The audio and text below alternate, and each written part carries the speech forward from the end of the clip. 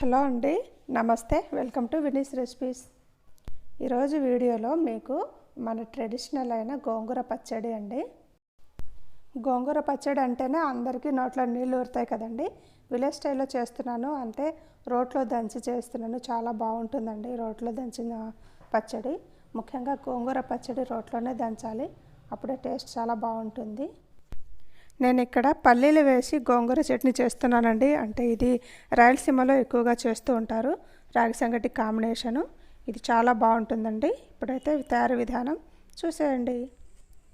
ముందుగా కారానికి సరిపడా పచ్చిమిర్చి వేయించుకోవాలి. 1 స్పూన్ ఆయిల్ వేసి బాగా వేయించుకోవాలి. మనం ఇక్కడ 2 కట్టెలు గోంగూర తీసుకుంటున్నానండి దానికోసం. తర్వాత వేరుశెనగ పల్లీలు ముందే వేయించి పెట్టుకున్నాను. అవి ఒక కప్పు ఉంటాయి. ఇక్కడ 2 కట్టెలు గోంగూర కడిగి బాగా వేయించుకోవాలి. అంటే వేయించుకోవడం కాదు, కొద్దిగా వాటర్ వేసి ఉడికించుకోవాలి. వేయించుకుంటే తేడంతా వెళ్ళిపోతుంది కాబట్టి నీళ్ళు వేసి ఉడికించుకుంటే మనకి అందులో ఉన్న బలం అంతా అట్లనే ఉంటుంది, సారం అంతా అట్లనే ఉంటుంది. ఇలా మెత్తగా ఉడికించుకోవాలి. ఇలా మెత్తగా ఉడికిన తర్వాత స్టవ్ ఆఫ్ చేసుకొని కొద్దిసేపు పక్కన పెట్టేస్తే అది చల్లారిపోతుంది. తర్వాత మనం రోల్ తీసుకోవాలి. ఇప్పుడు రోల్లో చేసుకుంటున్నాం కదా మనం, అందుకని ఒక రోల్ శుభ్రంగా కడిగి పెట్టుకోవాలి. ఇక్కడ నేను చిన్న రోల్ తీసుకున్నాను. మీ దగ్గర ఎలాంటి రోల్ ఉన్నా చేసుకోవాలి. ఒకవేళ రోల్ లేకపోతే మిక్సీలో కూడా చేసుకోవచ్చండి. కాకపోతే రోట్లో చేసుకుంటే టేస్ట్ చాలా బాగుంటుంది కాబట్టి రోట్లో చేస్తున్నాను. ముందుగా మనం పచ్చిమిర్చి, కొద్దిగా సాల్ట్, వెల్లుల్లిపాయలు వేసుకొని బాగా దంచుకోవాలి.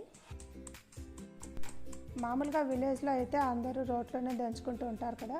ఒకప్పుడు అయితే అసలు మిక్సీలో చట్నీ చేసేవాళ్ళు కాదు, అందరు రోల్లోనే దోసపిండి కానీ ఇడ్లీ పిండి కానీ అందరూ పెద్ద పెద్ద రోల్లోనే నూరుకునేవాళ్ళు అనమాట, రుబ్బుకునేవాళ్ళు.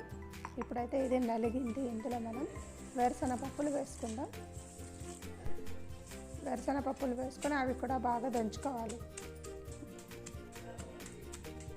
పల్లీల్ని కూడా మనం బాగా దంచుకోవాలి. కొంచెం నున్నగానే దంచుకోవాలండి, కొంచెం ఎక్కడ కూడా పలుకు అనేది లేకుండా దంచుకోవాలి. ఇలా దంచుకున్న తర్వాత ఇందులో మనం ఉడికించుకున్న గోంగూర వేసుకోవాలి. మనం ఇందాక ఉడికించుకున్న గోంగూర చల్లారిపోయింది కదండి, అది 2 సార్లు వేసుకోవాలి. అంటే ఒకసారి వేసుకుంటే ఇందులో పట్టదు కాబట్టి నేను 2 సార్లు వేస్తున్నాను. దీన్ని కూడా బాగా నున్నగా నూరుకోవాలి.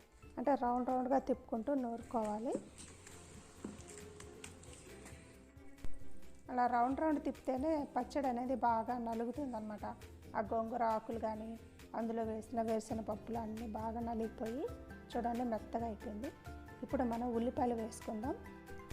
గోంగూర పచ్చడికి ఉల్లిపాయలు అనేది పచ్చిగా వేసుకోవాలండి, అప్పుడే టేస్ట్ బాగుంటుంది. అలా కచ్చా పచ్చగా దంచుకొని పెద్ద పెద్ద ముక్కలుగా అలాగే ఉంటేనే తినేటప్పుడు అక్కడక్కడ తగులుతుంటే చాలా బాగుంటుంది.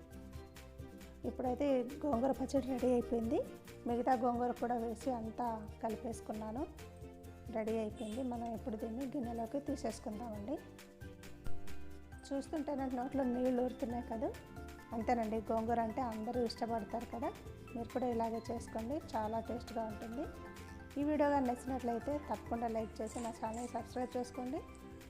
ఓకేనా? మీకు ఎలా అనిపించిందో తప్పకుండా కామెంట్ చేయండి. Thanks for watching. నెక్స్ట్ వీడియోలో మళ్ళీ కలుద్దాం.